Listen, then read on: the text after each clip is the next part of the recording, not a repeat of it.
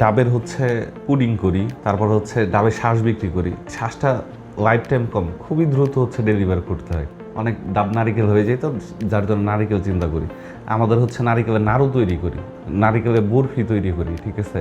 Coconut chips করি আমরা, যেটা হচ্ছে এটার হিউজ একটা মার্কেট আছে, ঠিক আছে। কিন্তু অনেক কিছু সীমাবদ্ধতার জন্য আমাদের প্রোডাকশন চ্যানেল একটু কম, যার জন্য আমরা ওইগুলা নিয়ে পেজে খুব একটা মাতামাতি করি না। রেগুলার যে কাস্টমার বেসটা আছে ওই বেজেই সেলগুলা করি, বা ওয়েবসাইট থেকে যারা অর্ডার করে ওই বেজেই সেলগুলা করি। এটা তো বিশাল একটা রিস্ক ছিল যে আমার জমানো যত টাকা ছিল তত টাকা সব ইনভেস্ট করে ফেলতেছি।